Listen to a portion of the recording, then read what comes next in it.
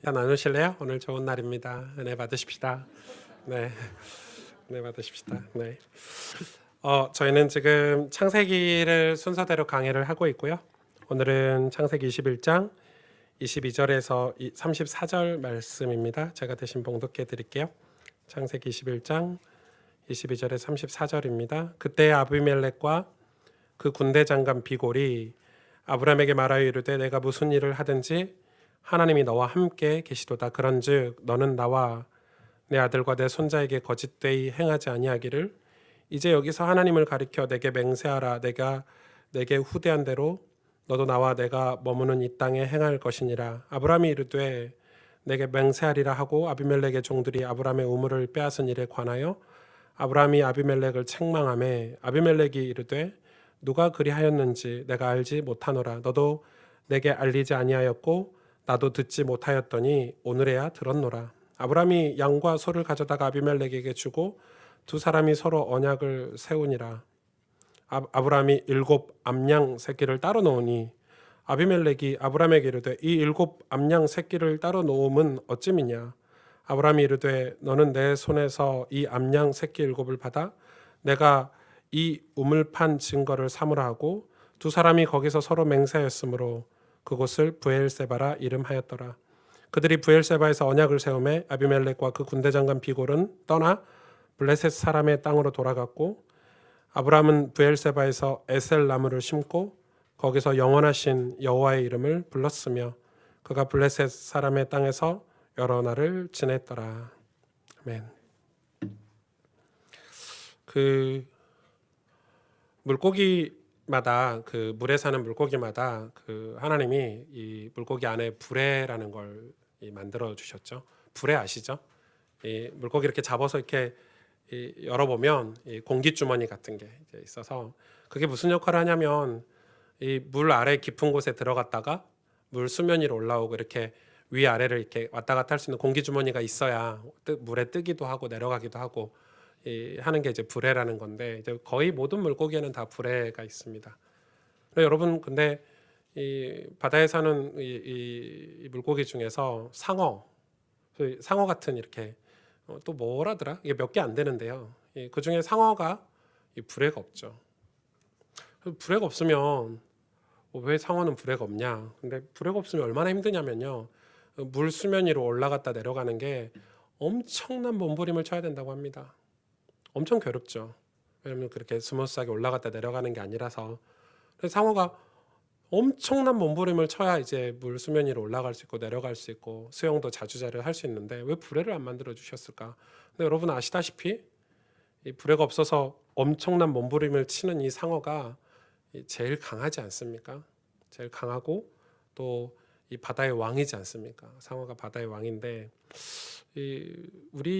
저도 이제 그런 생각을 많이 했거든요. 저는 예수님을 믿고 처음에는 왜 나는 이렇게 부족한 게 많을까? 여러분 우리는 늘 그런 생각을 하잖아요. 왜 이렇게 부족한 게 많을까? 하나님 나에게 왜 이건 안 주셨을까? 이렇게 생각을 할 때가 있었어요. 나는 왜 이렇게 배경이 없고 머리라도 좀 좋으면 좋은데 머리도 그렇게 그닥 좋지 않은 것 같고 이렇게 나는 이렇게 연약하고 부족할까 이렇게 생각을 했는데 예수님을 믿고 점차 이 말씀을 통해서 하나님을 알고 알아가고 나니까 부족한 게 아니더라고요. 연약한 게 아니더라고요. 이 하나님이 저를 향한 특별한 계획이 있었던 거죠. 상어처럼 특별하게. 불에를 안 주신 이유가 있구나. 그런 것처럼 나중에 하나님이 크신 하나님을 경험하고 나니까 내 연약함들, 내 부족함들이 그때 당시에는 힘들고 어려웠지만은 그런 과정들을 통해서 채워지고 강해지고 연단되어져서 나중엔 도구가 딱 되더라고요. 여러분, 우리는 참 연약하죠. 부족하고 우리가 생각했을 때 힘들 수도 있지만 우리가 작고 연약하다고 생각할 수 있지만 그런 것들이 여러분 매일 우리가 성경을 읽고 신앙 안에서 우리의 삶들을 정체성을 찾아서 작지만 믿음의 도전을 한다는 것은 굉장히 중요한 것이죠. 굉장히 중요한 것입니다. 오늘 본문은 이 아비멜렉이 이 사라와의 그런 아브람과의 갈등 관계가 있었죠. 갈등 관계가 있었고 이 아비멜렉은 이 그랄의 왕 아닙니까? 갈등 관계가 있었고 또 그 사이에 무슨 사건이 있었냐면 사라와 이 하갈의 사건이 있었어요. 그 뒤로 이제 아비멜렉이 아브라함에게 찾아오는 그런 이 본문인데, 여러분 오늘 이 본문을 좀 살펴보기 전에 여러분 신앙 성도의 삶은 무엇일까요? 저는 이 성도의 삶 신앙생활은 이 높은 산을 등산하는 것과 같다라고 생각을 합니다. 여러분 등산해 보셨죠? 안 해보신 분도 계실 텐데, 산에 올라가 보면 이 산 지형적인 특징인 것 같아요. 이렇게 높은 산에 가면 특히 이 도시를 끼고 있는 높은 산, 이렇게 서울 같으면 뭐 관악산이나 이 북한산, 저도 관악산 한 두 번 가보고 북한산 한 두 번 가봤는데, 이게 올라가면 서울이 엄청 작게 보입니다. 조그맣게 보여요. 그리고 산에 올라가면 산이 주는 그런 신비로움이 있어요. 내가 저 속에서 저렇게 아둥바둥 살았을까? 올라가 보면 별거 아니거든요. 근데 그게 단지 지형적으로 높기 때문만은 아니죠. 올라가 보면 이런 마음이 들어요. 내가 이렇게 내 삶에서 좀 벗어나고 삼자 입장에서 보는 느낌이, 좀 높은 곳에서 내 인생을 내려다보는 느낌이 있죠. 산이라는 게. 그러다 보니까 내가 왜 이런 감정으로 살았을까? 내가 별거 아닌데 이렇게 싸우면서 살았을까? 왜 이렇게 갈등하고 경쟁하면서 살았을까? 산에 올라가서 보니까 내 모습이 좀 객관적으로 보이고 내 인생길이 조금 보이고, 여러분 그렇죠? 산이라는 게 그런 효과를 주는 것 같아요. 여러분 등산만 해도요, 이렇게 여러분 그 단지 산뿐이에요. 여러분이 그 약간 휴가를 내고 여러분 삶에서 약간 벗어나서 여러분 인생을 쳐다보면요, 내가 왜 이렇게 살았지? 내가 이 길로 가면 안 되는구나. 이게 올바른 길이 아니네. 여기 보여요. 그래서 여러분 이 훌륭하게 살려면, 이 귀하고 복되게 살려면 쉼도 잘 쉬어야 돼요. 휴가도 잘 보내야 돼요. 여러분 휴가를 보내면서 내 모습도 점검하고 쉬면서 내 삶도 좀 점검하고, 여러분 조금만 이렇게 내 삶에서 벗어나서 보면 내 인생을 이렇게 볼 수 있는 거죠. 그런데 여러분 저는 몰랐는데 이 공부를 하다 보니까 많은 신학자들이 신학적으로 이 성경의 산에 대해서 의미를 많이 기록을 해놨더라고요. 그러고 보니까 하나님이 이 중요한 말씀을 줄 때는 항상 산으로 부르셨어요. 모세에게 십계명을 주실 때도 신의 산으로 부르셨죠. 예수님도 신약에 와서도 제자들을 훈련하거나 뭐 하늘의 신비로운 모습을 보여주려거나 뭐 변화산이라든지 감람산이라든지 갈보리산이라든지 중요한 말씀을 전달할 때는 항상 산으로 중요한 사람들을 부르셨죠. 하나님이 그러면은 이 산이 단지 지형적인 의미가 있어서만이 아니라 뭔가 우리에게 주는 게 있죠. 그래서 신학자들이 이 성경이 의미하는 산은 말씀을 상징한다라고 많이 얘기하더라고요. 말씀이구나. 산이 말씀이구나. 실제로 말씀을 줄 때, 우리 인생에게 하나님 말씀을 우리에게 임하실 때 전부 산이라는 의미가 있는 거예요. 그러면은 뭐죠? 신앙은 등산하는 것과 같다. 말씀의 산이라는 것을 등산하는 것과 같다. 이게 힘들어요. 말씀을 여는 게 힘들어요. 이 말씀의 산을 등산하는 게 힘들어요. 처음에는 이 야산이든 뭐 중산이든 높은 산이든 간에, 그런데 여러분 말씀의 산에 오르고 그 말씀 앞에서 하나님의 말씀을 만나고 말씀을 받고 나면 내 인생에서 벗어나서 영적으로 내 인생을 재해석할 수 있고, 내가 지금 올바르게 신앙생활하고 있는지, 하나님 뜻대로 가고 있는지, 아니면 그릇된 삶을 살고 있는지, 말씀의 산에 갔을 때 그 신비로운 말씀의 신비 속에 들어갔을 때 이 내 인생을 제대로 평가하고 판단할 수 있는 거죠. 그런데 보세요. 요즘은 이 말씀의 산이 사라져 버렸어요. 주일날 교회 오는 거 말고 말씀의 산을 등산하려고 하지 않아요. 많은 크리스찬들이. 여러분 세상을 변화시키는 것은, 세상에 영향을 주는 것은 이 돈이 아니에요. 숫자가 많은 게 아니에요. 그리고 건물도 아니에요. 권력도 아니에요. 만약에 여러분 돈이나 뭐 숫자가 많은 거나 건물이면 지금 한국 교회는 세상에 진짜 많은 영향을 끼쳐야 돼요. 한국뿐만이에요. 유럽 보세요. 저는 유럽에 몇 번 안 가봤지만 유럽 갈 때마다 이렇게 성에 가거든요. 와, 여러분 경이로워요. 어떻게 1500년 전에 지은 건물이 이렇게 완벽할 수 있냐? 어떻게 1000년 전에 지은 이 성이 이렇게 완벽할 수 있냐 할 정도로 진짜 경이롭고 아름다워요. 만약에 그런데 그 건물이 세상에 영향을 준다면 뭐 관광으로 돈은 많이 벌겠죠. 그러나 여러분, 세상에 영향을 주고 세상을 변화시키는 것은 숫자가 많은 게 아니에요. 기독교 인구가 많다고 해서 주는 이 세상을 변화시키는 게 아니란 말이에요. 그게 아니에요. 여러분, 손양원 목사님 잘 아시죠? 이 손양원 목사님이 아들이 있었어요. 동인성인 아들이 두 아들이 있었어요. 근데 그때 당시에 이 6.25 전쟁이 이제 막 이루어지기 전이죠. 여러분, 이 북한에서 공산주의라는 사상에 힘입어서 막 영향을 끼칠 때인데, 여러분 그때도 이 강원도 깊은 산골은 이 길이 없고 전화기도 없고 TV도 없고 이런 데가 많았을 때니까 이 6.25 전쟁이 일어난지도 모르는 지역들도 있었대요. 그러니까 이 북한군의 영향이 안 간 데가 있어요. 그래서 북한에서는 이 남한을 이 적화 통일을 해야 되니까, 사상을 퍼뜨려야 되니까, 자기의 인력이 부족하고 이러니까 그 마을에, 도시에 이 약간 이 사상에 대해서 이렇게 불평하고 불만하는 사람들을 다 이렇게 포섭을 했어요. 그런 사람들에게 이거 완장 같은 거 찾아가지고 이 검사, 이 지역을 책임져라 이런 식으로 한 거예요. 그러니까 여러분, 평상시에 인정 못 받고 이런 이 친구들이 갑자기 뭐 체제가 바뀌면서 자기가 이 지역을, 그래서 이제 막 교회 다니는 사람들 핍박하고, 여러분 예수 믿는 사람 핍박하고 이럴 때 아닙니까? 그런데 여러분, 이 손양호 목사님 살던 지역도 그런 식인 거예요. 북한에서 와가지고 괴롭힌 게 아니라 어렸을 때부터 이 손양호 목사님 아들들하고 친구인 청년이 같이 자라고 얼굴 보고 같이 놀고 수영하고 이런 친구가 갑자기 생각이 바뀐 거예요. 사상이 들어가지고. 여러분, 그건 심각하죠. 그래서 이제 예수 믿는 사람들 괴롭히고 하는데 이 친구니까 가까운 동네 형이고 동생 아닙니까? 너 왜 이러니? 그러지 마. 이렇게 하다가요, 그 두 손양호 목사님 아들을 죽여버렸어요. 여러분, 어떡할 거예요, 여러분? 저는 이렇게 옛날에도 이 책을 보면서 이건 있을 수 없는 일이야. 이건 내 이성으로 이해가 안 돼. 근데 지금은 제가 아들을 낳고 자식이 있다 보니까 더 이해가 안 돼. 더 이해가. 이건 아무리 성령께서 강하게 역사하셔도 있을 수 없는 일이야. 이 정도까지 되는 일인데, 손양호 목사님 그 뒤에 어떻게 하셨죠? 이 친구를 용서했어요. 근데 용서도 놀라운 일이잖아요. 여러분, 용서도 큰 일이에요. 그래서 손양호 목사님 책자에 보면 사랑의 원자탄이라 해서 뭐 이렇게 별명을 지어 놓으셨는데, 이 용서 정도가 아니에요. 이제 이걸 양자 삼았어요. 양자에서 끝나지 않았어요. 이 친구를 용서해주고 하나님이 너를 사랑하셔 해서 끝난 게 아니라 이 친구를 목사를 만들기 위해서 공부를 시키잖아요. 여러분, 이게 사실 있을 수 없는 일이에요. 있을 수 없는 일이에요. 여러분, 근데 이게 그 시대에 손양호 목사만 그런 게 아니더라고요.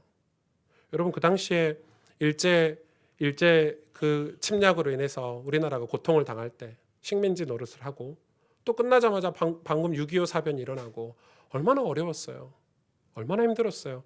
근데 그때 이 우리 한국 교회, 그 당시에 이 일본에서 막 그 뭐죠, 신사 같은 거, 왜 신사를 갖고 들어온 줄 아세요?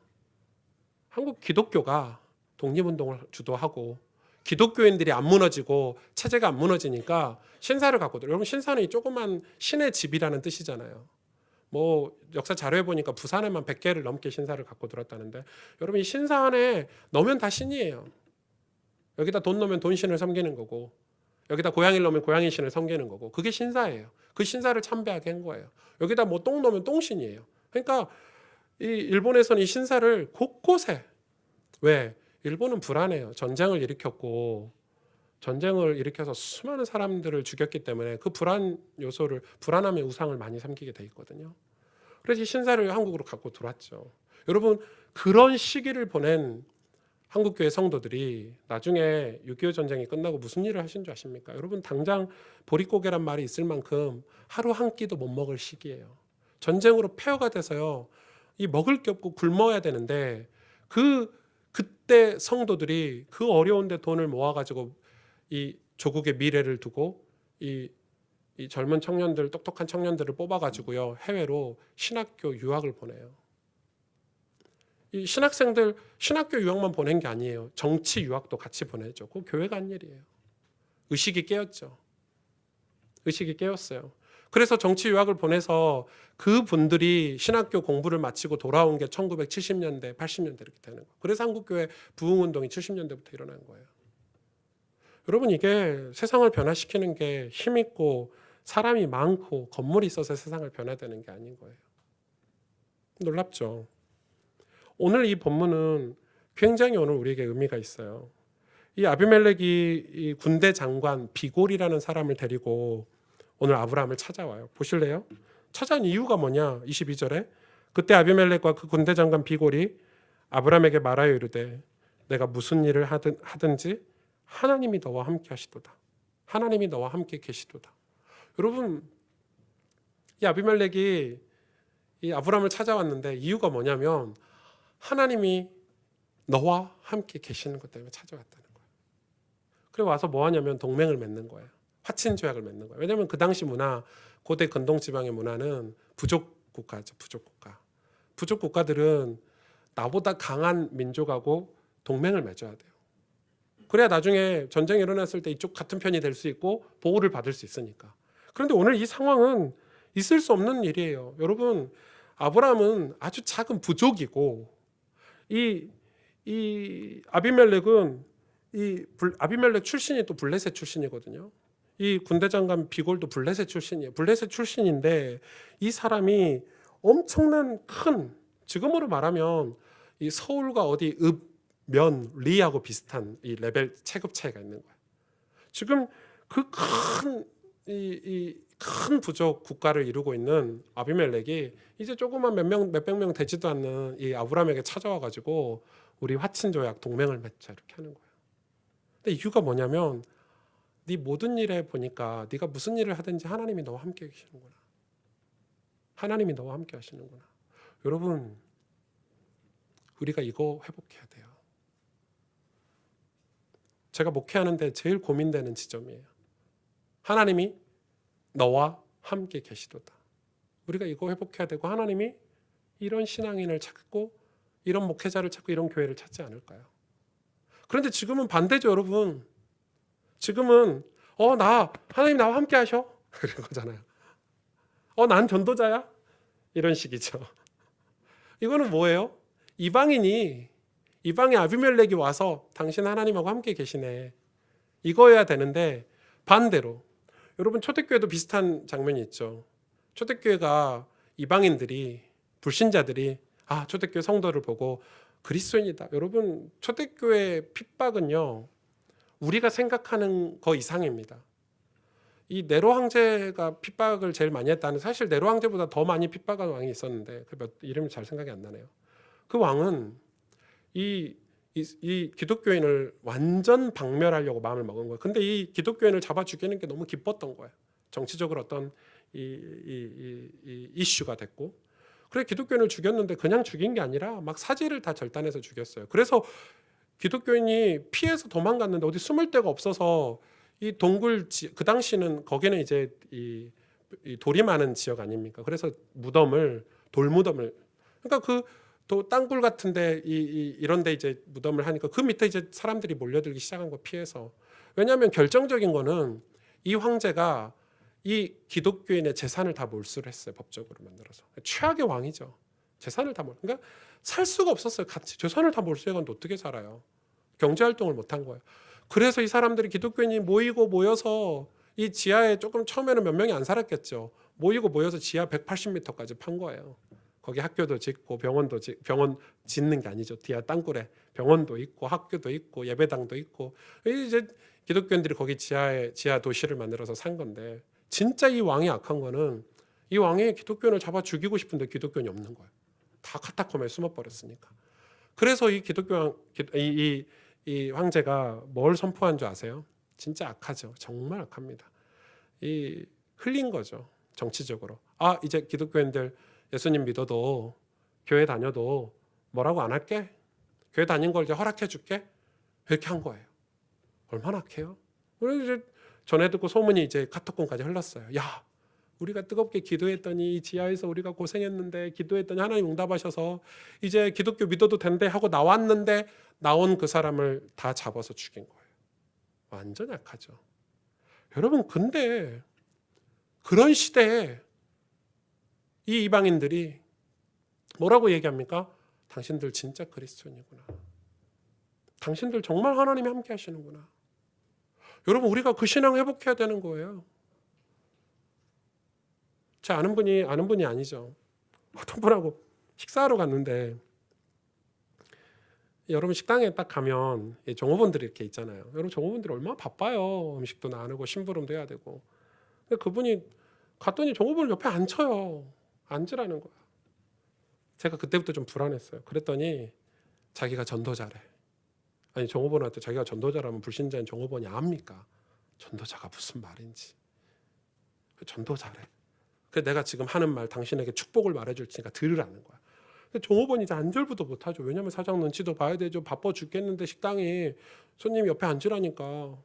그리고 거기다 대고 예수 믿으라는 거야. 예수님 뭐 어쩌고 저쩌고 저쩌고 해서 뭐 또 좀 빨리 끝나면 좋은데 저는요 엄청 불편하더라고요. 그런 자리가.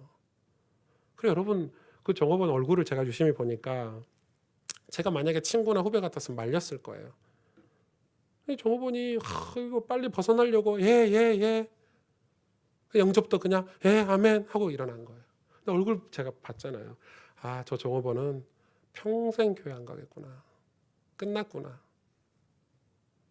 평생 좋은 이미지가 없구나. 그러면 뭐 이렇게 용돈이라도 좀 주든지 종업원에게. 그걸 또 자랑해요. 하나님께서 예비하셨다면서. 진짜 제 친구나 동생 같으면 팼을 것 같아요. 제가. 자기가 전도자래. 맞아요? 하나님이 우리와 함께 하신대. 하나님이 나하고 함께 하시니까.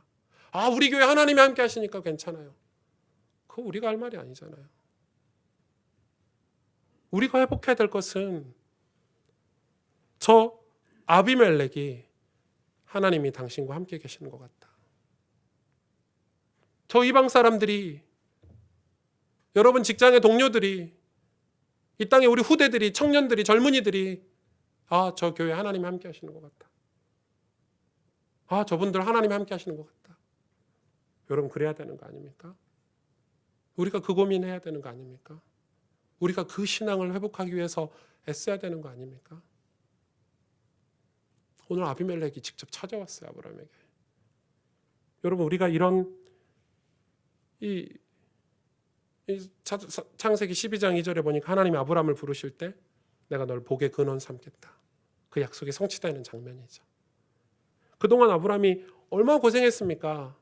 수준 낮은 아브라함이 하나님이 너를 복의 근원 삼겠다. 내가 너를 축복하겠다. 내가 너를 진짜 멋있고 존귀하고 영화로운 사람 만들겠다 했는데 아브라함이 저는 아닌 것 같아요. 저는 못해요. 저는 얼마나 실수를 많이 했나요? 그동안에 이 아브라함이 말씀의 산 오르다가 중토에 그만두기도 하고 야산도 못 오르던 아브라함이 이제는 자기도 모르는 사이에 그런 몸부림친 사이에 자기가 강한 나라가 돼 있고 자기도 모르는 사이에 매력적인 하나님의 백성이 돼 있는 거죠. 마치 상어처럼.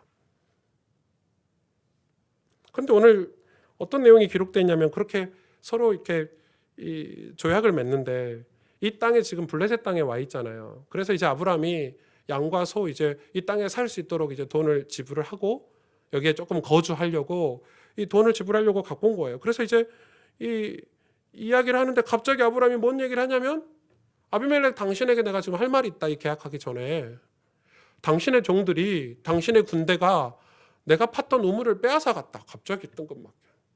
전 처음에 이거 보면서 아브라함 끝까지 좀 쪼잔하네 이렇게 생각을 했어요. 근데 제가 오늘 이 본문을 이해가 안 돼갖고 수백 번 읽었거든요. 이번 주에 좀 시간이 많았어요. 중국에서 혼자 있다 보니까 수백 번 읽고 신학 서적 찾아보고 설교 들어보고 이 본문에 관한 설교를 거의 모든 교단의 목사님 설교 다 들어본 것 같아요. 근데 제가 잘못 생각하고 있었던 거예요. 이게 아브라함이 쪼잔해서 그런 게 아니에요. 이 우물 얘기가 왜 나왔는지 중요해요. 여러분 이 다다음 주 정도에 나오겠지만 이삭 아시죠? 이삭이 우물을 판 얘기가 나오잖아요. 그 당시에 우물은요 완전히 큰 재산이에요. 여러분 생각해 보세요. 지금처럼 우물 파는 기계가 있던 시대입니까? 아니 포크레인이 있냐고요. 삽도 좋은 게 없는 시대예요. 지금 삽은 잘 파지기라도 하지. 그때는 뭐 뭘로 팠는지 모르겠는데 손으로 팠다 칩시다. 우물을 팠어. 훨씬 물이 어디 정도에 나오는지 모르죠. 깊게 파야 물이 나오죠. 깊게 팠는데 물이 안 나오면 어떨 건데요. 지금은 땅속을 탐지기라로 이렇게 탐지를 해서라도 물이 있는지 알고 파잖아요. 그때는 그런 것도 없어. 그냥 파야 돼. 파서 물이 나오면 땡큐고 안 나오면 어떻게 돼? 와. 그러니까 이 우물을 보유하고 있다는 거는 엄청난 거. 근데 이삭이 어떤 사람이었어요? 우물 팠어. 와서 뺏어가네? 또 팠어. 또 몰라와. 또 뺏어가? 또 팠어. 또 몰라와. 그래서 사람들이 나중에는 와, 이삭 너는 샘의 근원을 얻었구나. 야, 신기하네. 너 진짜 하나님 함께 하시는가 봐 이랬잖아요. 근데 저는 이삭이 우물의 처음 스타트인 줄 알았는데 오늘 본문 보고 이삭이 그냥 우물 파는 전문가가 아니고 아빠에게 물려받은 거구나. 왜냐하면 이미 아브라함이 우물을 판 사람이에요. 이 그랄 지역에 와서 우물을 먼저 팠어요. 물이 나왔으니까 뺏어갔겠죠. 근데 뭐라고 얘기하냐면 아비멜렉이 억울한 거예요. 아니 내가 너처럼 조그만 나라도 아니고 어디 동네 슈퍼마켓 하는 것도 아니고 우리 나라가 이렇게 큰데 내가 너한테 뺏어간 사람을 내가 누가 어떻게 알겠냐. 난 보고도 받은 적이 없다. 근데 미안해. 사과할게. 이렇게 된 거예요. 왜 이야기를 했냐. 이 아브라함이 이 사람과 그랄 민족과 자기 부족이 동맹을 맺는데 우물 얘기를 한 것은 지금 이 우물이 지금 뺏어간 이 우물이 굉장히 중요한 의미를 차지하고 있는 거예요. 그래서 이 우물 얘기를 하면서 뭐라고 얘기를 하냐면 보세요. 그리고 이제 서로 언약을 세우고 있는데 돈을 다 지불하고 이 땅에 살 거를 다 지불하고 아니 여러분 아비멜렉 신사잖아요. 우물을 다시 돌려주겠죠. 돈을 지불하고 이 땅에 사는데 우물 가져가 했겠죠. 그런데 보세요. 28절에 보세요. 아브라함이 7 암양 새끼를 따로 놓으니 아비멜렉이 아브라함에게 이르되 이 7 암양 새끼를 따로 놓으면 어찌미냐.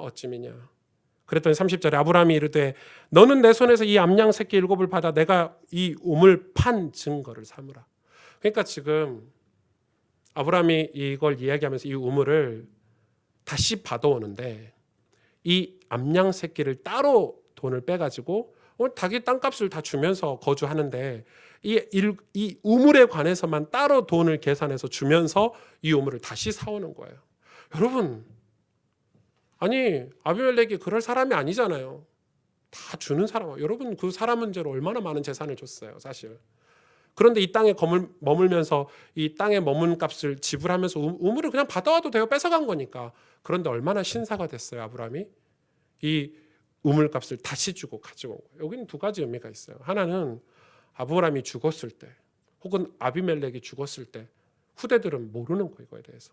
그래서 이거를 정확하게 계산을 해서 우물을 다시 받아오는. 그리고 또 하나 의미는 뭐예요?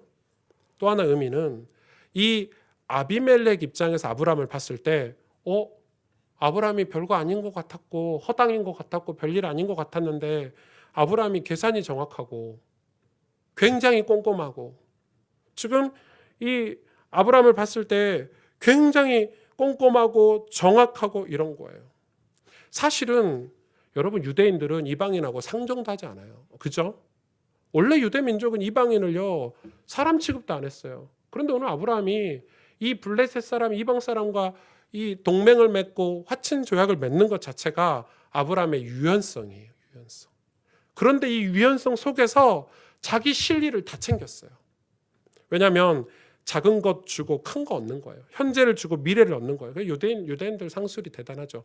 그러면서도 뭐라고 얘기하냐면은 아브라함은 하나님이 다 줄 거 주고 주더라도 신앙만큼은 나 당신과 타협하지 않아 라고 하는 제스처를 지금 취한 거예요. 지금 이 아브라함의 지금 이 아비멜렉과 이 관계를 맺으면서 그런 모습을 지금 보여주고 있는 거예요. 여러분 우리가 이 기독교인으로 세상에서 하나님 백성으로 살아가는데 많은 사람들이 다 말뿐이에요. 예를 들어서 우린 기독교인이니까 우리 하나님 믿으니까 우린 복음 가졌으니까. 여러분 예수님이 뭐라고 얘기했죠? 너희들이 말은 살아있는데 입은 살아있는데 실상은 죽은 자구나 이랬어요. 실상은 죽은 자구나. 하나님 우리를 보실 때 말로 평가하십니까? 우리 행동으로 평가하십니다. 열매로 평가하세요? 여러분, 말뿐인 크리스찬이 사라져야 돼요. 이 땅에서. 다 말이에요. 다 말로 때워요. 나 너 용서해놓고 용서 안 해요. 마음은. 행동은 용서 안 해요. 나 너 사랑해 해놓고 내 행동은 사랑하지 않는 거. 그건 사랑이 아니죠, 여러분. 나 너 축복해놓고 나 너 도울게, 너를 위해서 기도할게 해놓고 실제 어려움 있을 때는 외면해요. 그게 지금 기독교인의 모습이에요. 건물은 크고 사람은 많이 모였는데 사랑하는 마음이 없는 거예요.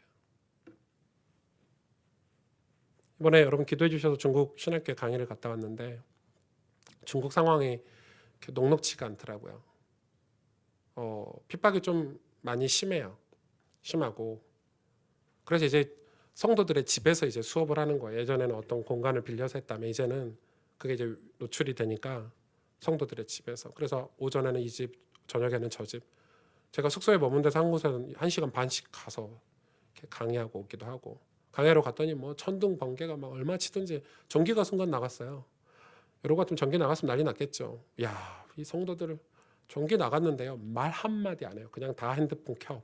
불 시키고 그대로 저 쳐다보고 있어. 제가 당황해가지고 불 꺼졌는데 어떡하나. 그래서 제가 그 선교사님이 작년에 이제 저한테 고민을 좀 얘기하셨어요. 몸이 조금 안 좋으시니까 이 선교사님은 순회하신 분이잖아요. 복음 없는 지역에 가서 복음 전하고 복음 없는 지역에 가서 복음 전해서 제자 세워서 교회 세우고 이러던 분인데 좀 고민을 하신 게 있어요. 그래서 제가 그랬죠. 이제 좀 정착 좀 하시라고. 그래서 이제 이 도시에 정착을 좀 시작했는데 그 밑에 제자들이 목사가 한 4분, 5분 정도 되는데 다 목회를 하는데 이 교회를 제가 작년에 조금 연합하면 어떨까요? 연합하는 이유가 있어요. 연합을 했는데 저는 그렇게 얘기하고 이제 좀 까먹고 있었고 이번에 갔더니 성교사님이 교회에서 1월 달부터 선교 헌금을 시작을 했대요. 그래가지고 전 깜짝 놀랐어요. 6개월치 그 작은 돈도 아니고 한 달에 20만 원 정도 되는 돈을 이렇게 모아갖고 저한테 이렇게 봉투를 주시는 거예요. 그래서 저희도 중국이 아닌 다른 나라를 선교하고 후원하고 싶습니다. 여러분 그게 얼마나 어려운 일이냐면요. 거기는 시골이고 이렇게 시골 같은 데인데 글도 모르는 분이 많아요. 성도들 중에. 중학교 중퇴하고 뭐 초등학교 나오고 이런 분들이에요. 쉽지 않은 거예요. 이분들이 다른 나라 해외를 그래서 이제 선교사님이 방학 때마다 이제 여름 겨울마다 저희 교회 와서 같이 예배 드리시잖아요. 그러면서 본 거죠, 사실은. 그래서 저한테 이렇게 이 선교비를 주시는데 표현은 안 했지만 돌아오는 길에 와 진짜 감사하더라고요. 근데 우리가 이렇게 선교비를 주면 손해 볼 것 같잖아요. 선교사님 간증하셨어요. 신기하다면서. 우리가 원래는 늘 어려웠는데 늘 힘들었는데 이게 하나님이 일하시는 제가 이번에 가서도 신입생이 늘고 성도들이 늘고 이렇게 보면서 진짜 감사하다. 그리고 이분들이 이제는 늘 그 안에서 내 나라만 보고 어떤 사상에 찌들려서 살던 모습에서 벗어나서 우리 그릇을 좀 키우자. 이런 얘기를 하고 있는데 지금 아브라함이 얼마만큼 많이 지금 성장했는지 보는 거예요. 그가 지혜도 달라지고 여유도 생기고 그죠? 정확하게 계산도 할 줄 알고 그러면서 은혜를 베풀고 힘을 나눠줄 수 있는 어떤 그런 자기도 모르는 사이에 이런 실력 있는 사람이 딱 돼 있는 거예요. 이게 1년, 2년 만에 갑자기 된 게 아니라 하나님이 그를 만드시고 연단하시고 고치신 거 아닙니까? 왜냐하면 하나님은 우리를 이 모습 그대로 두길 원치 않으세요. 하나님 우리를 존귀하고 보배롭고 영화롭게 왕 같은 제사장으로 선지자적으로 살도록 우리를 부르셨는데 그냥 두시는 게 아니에요. 만약에 중국 성도님들이 지금 상태로 그냥 살면 그대로 있으면 그냥 그대로 있어야 되는 거예요. 평생 자기 나라만 쳐다보고 자기 인생만 쳐다보고 자기 지역만 쳐다보고 그냥 이렇게 살아야 되는 거예요. 그래서 지금 최고의 핍박이잖아요. 최고의 어려움이죠. 물론 그 핍박을 정당화하는 건 아니에요, 제가. 그러나 그런 핍박 속에서 이분들이 내면이 성장하고 실력을 갖춰야 되겠다. 내가 하나님 앞에서 쓰임 받을 수 있는 그릇을 갖춰야 되겠다. 이렇게 결단한 것만으로도 축복이라 이 말이에요. 여러분 초대교회도 마찬가지예요. 만약에 초대교회가 로마의 핍박이 없었으면요. 수많은 이단들의 공격이 없었으면요. 헬라 문화가 공격하지 않았으면요. 초대교회는 그냥 자기들끼리 유대 문화 속에서 그냥 끝났을 거예요. 사라졌을 거예요. 그 핍박 속에서 그의 내적인 성장을 이룬 거예요. 신학도 발전하고요. 성경, 정경도 만들고요. 전 세계로 이 복음이 전해질 수 있도록 이 성경을 번역하고 헬라어로. 여러분 그 기간에 그 핍박과 환난 속에서 하나님은 성장시킨 거예요. 우리나라 안 그렇습니까? 만약에 우리가 그냥 조선시대 때 복음 받았는데 여러분 조선시대 때 들어왔던 선교사님들이 쓴 일기 한번 기록 한번 읽어보세요. 여러분 좀 창피한 거예요. 이 선교사님이 와가지고 이 나라 이 땅을 위해서 적어놓은 기록들이 많아요. 저 양화진 선교사 가면 많아요. 뭐라고 기록한 줄 아십니까? 하디 선교사님은 이렇게 기록해서 하디 선교사님은 주여 이 땅에 희망이 없습니다. 조선 사람들은 만나면 싸웁니다. 만나면 남의 얘기합니다. 그 하디 선교사님 쓴 일기장에 이렇게 기록되어 있어요. 두 사람이 만나면 한 사람을 뭐라고 해야 돼요? 남 얘기를 한대요. 이 사람이 헤어져서 이 사람과 이 사람 만나면 이 사람을 바로. 그래서 이 하디 선교사가 기도했어요. 하나님 이 조선 땅에 희망이 없습니다. 이 사람들은 너무 상처가 많고 너무 불평불만이 많고 원래 조선 사람들 그럴 수밖에 없겠죠. 늘 침략당하고 가난하고 어려웠으니까.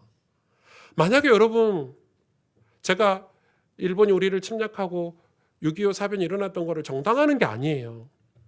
그 일이 없었다면 우린 조선시대 그대로 머물러 있어야 돼요. 신앙이요, 의식이요 깨어나지 못했을 거예요.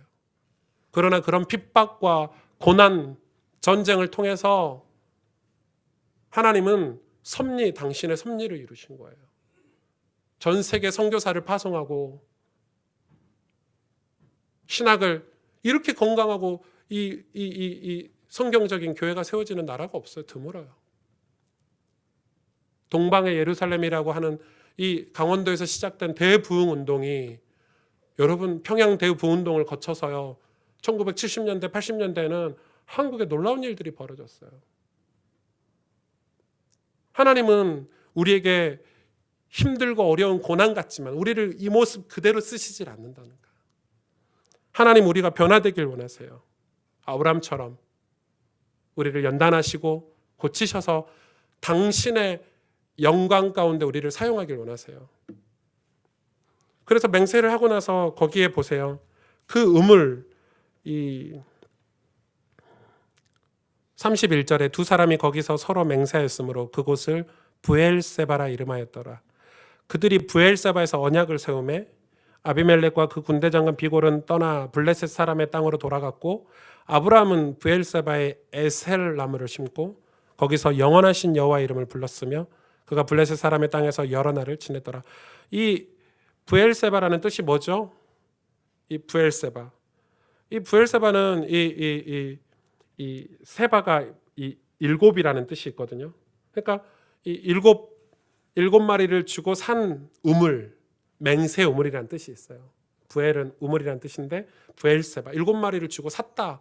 그래서 이 우물이 어떤 하나님이 내 인생 가운데 일하신 증거가 되는 거예요.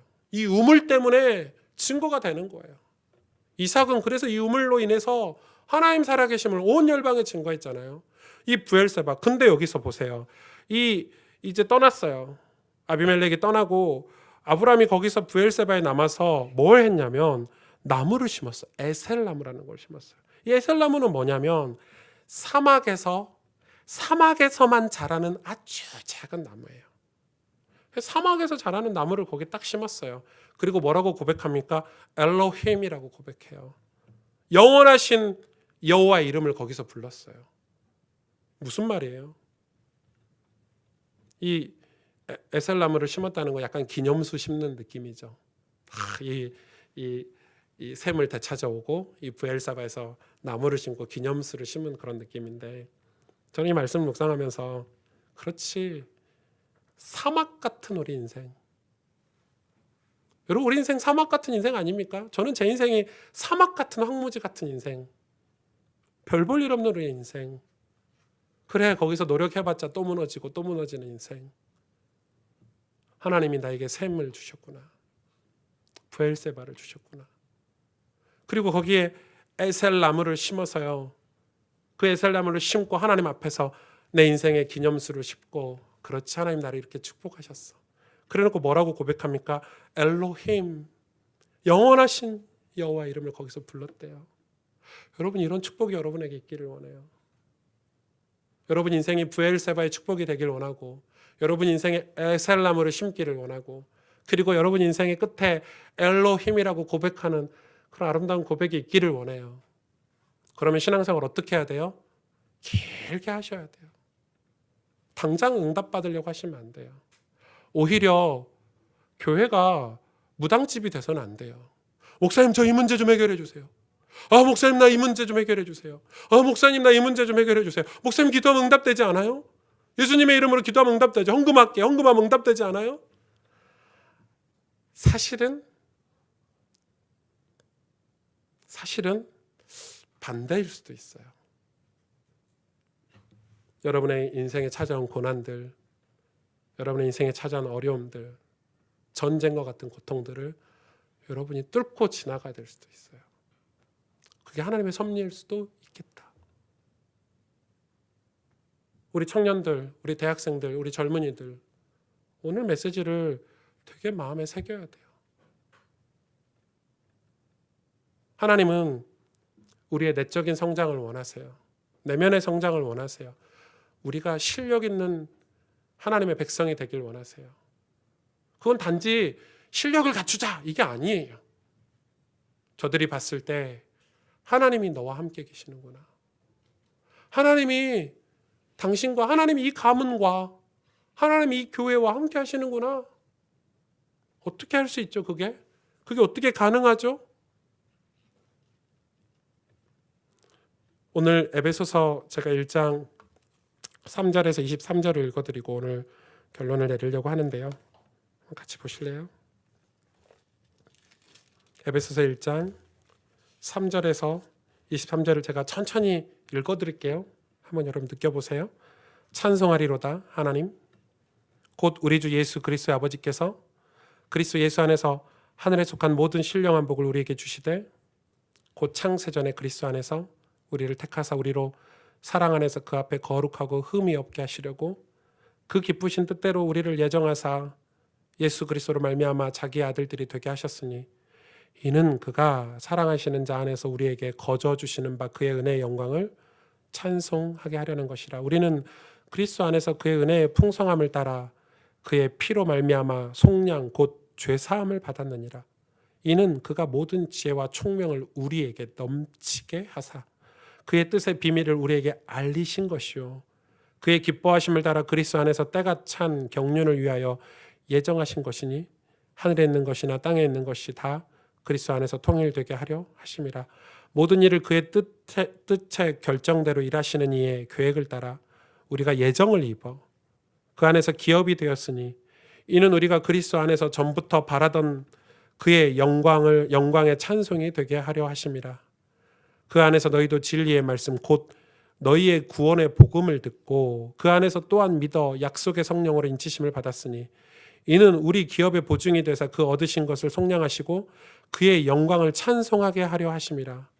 15절부터 조금 집중해서 봐주세요. 이로 말미암아 우리 주 예수 안에서 너희 믿음과 모든 성도를 향한 사랑을 나도 듣고 내가 기도할 때 기억하며 너희로 말미암아 감사기를 그치지 아니하고 우리 주 예수 그리스도 하나님이 영광의 아버지께서 지혜와 계시의 영을 너희에게 주사 하나님을 알게 하시고 너희 마음의 눈을 밝히사 그의 소망의 부르심의 소망이 무엇이며 성도 안에서 그 기업의 영광의 풍성함이 무엇이며 그의 힘의 위력으로 역사하심을 따라 믿는 우리에게 베푸신 능력의 지극히 크심이 어떠한 것을 너희로 알게 하시기를 구하노라.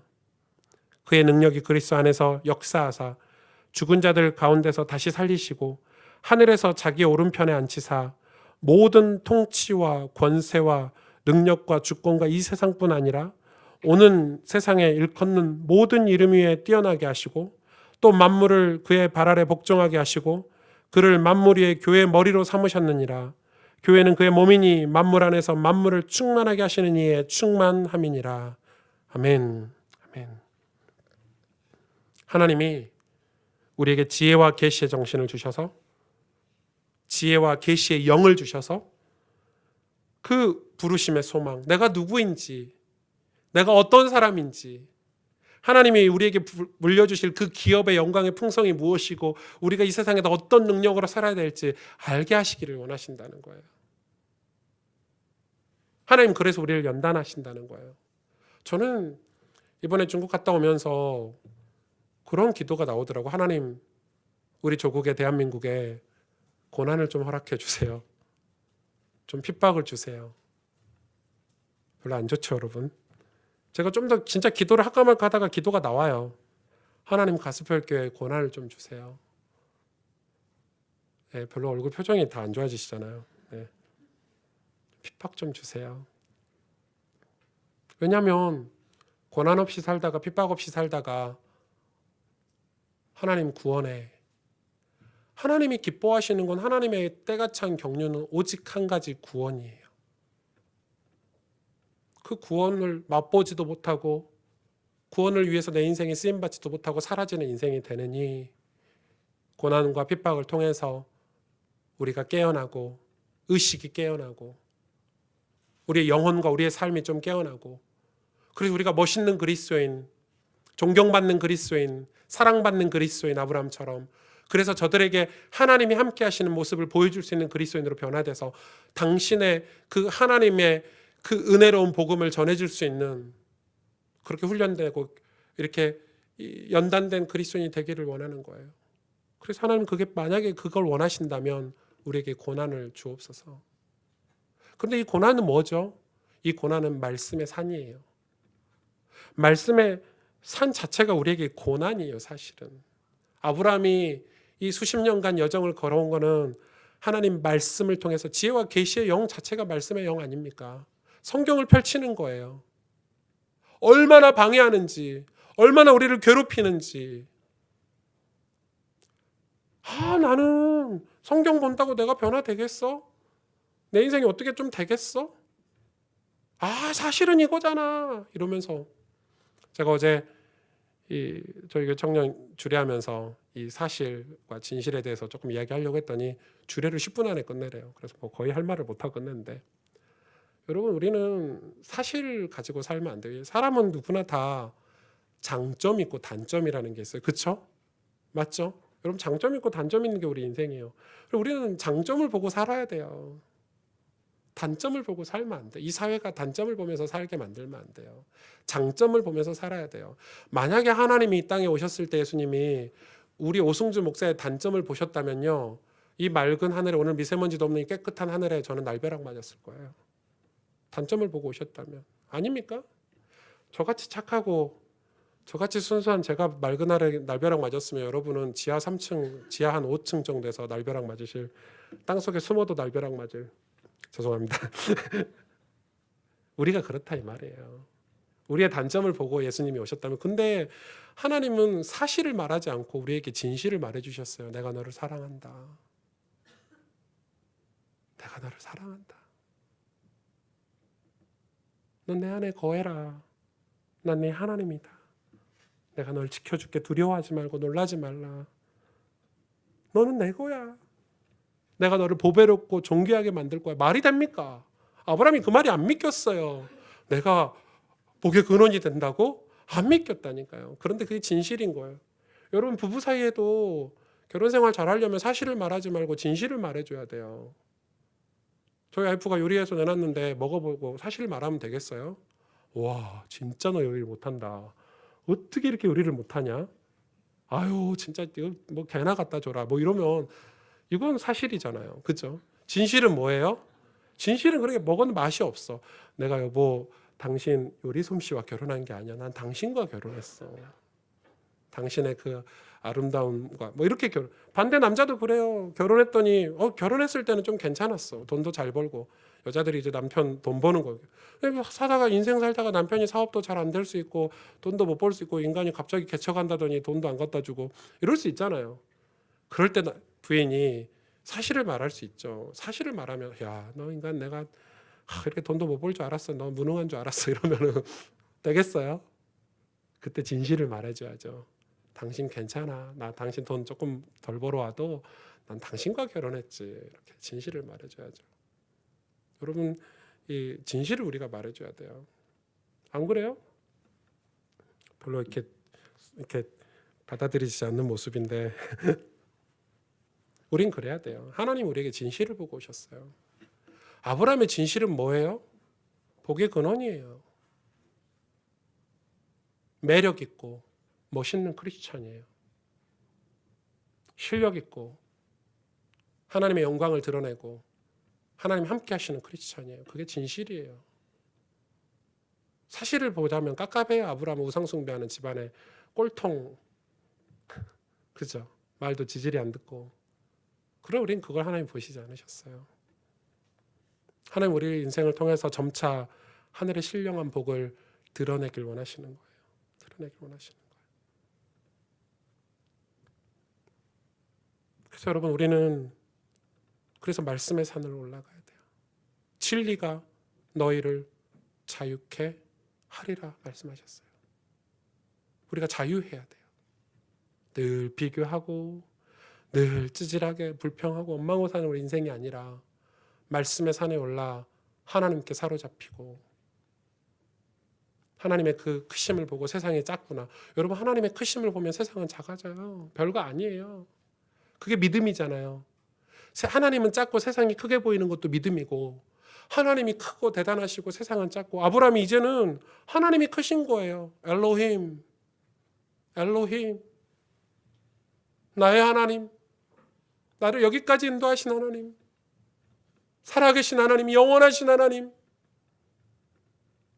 당신의 이름을 찬양합니다. 사막 같은 내 인생, 별 볼 일 없는 내 인생, 그 나무를 심고 에셀 나무를 심고 하나님을 경배했던 이 장면 여러분에게 있기를 원해요. 여러분 인생에 이런 복이 있기를 원해요. 하나님을 높이고 하나님 주신 복, 그 기업의 풍성함을 여러분 맛보길 원해요. 그러기 위해서는 우리는 매일 하나님 산에 올라야 돼요. 여러분 처음부터 이 북한산 가면은 생활하기 불편해요. 야산부터 오르세요. 성경 말씀의 산 야산부터 오르라고요. 한 절 한 절, 한 장 한 장. 말씀을 정독하고 묵상하고 나중에는요. 이 말씀이 내 안에 살아있게 돼요. 그 말씀이 나를 인도하게 돼요. 내 뜻이 아니라 내 마음이 아니라 하나님의 마음을 헤아려서 살게 돼요. 이게 이제 높은 산을 등산하는 사람들이죠. 아브라함처럼.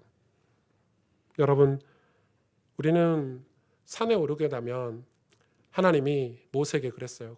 너 여기서 말씀 10계명 주시고 모세가 너무 황홀했을 거 아니에요. 하나님을 만나고 말씀하니까 얼마나 행복했어요. 그때 하나님이 모세에게 했어요. 빨리 내려가라 네 백성에게. 베드로도 초막셋을 짓고 여기서 우리 삽시다. 정신 차려. 세상으로 내려가야지. 그게 기독교인의 모습이에요. 말씀의 산을 오른 우리가 하나님의 그 영광을 본 우리가 다시 세상에 가서 살아야 될 이유가 있는 거예요. 아닙니까? 그래서 여러분 수도원 같은 건 하나님 기뻐하지 않으셨어요. 물론 하나님을 만나는 어떤 순간에는 좋았지만 우리는 세상으로 가야 돼요. 세상 한복판에서 믿음의 사람으로 살기를 원하시는 거예요. 치열한 그 세상 한복판에서 하나님의 사람으로 하나님의 영광을 드러내면서 사는 그런 아름답고 보배롭고 존귀한 하나님의 사람들이 되시기를 주님의 이름으로 축복합니다. 함께 기도하겠습니다.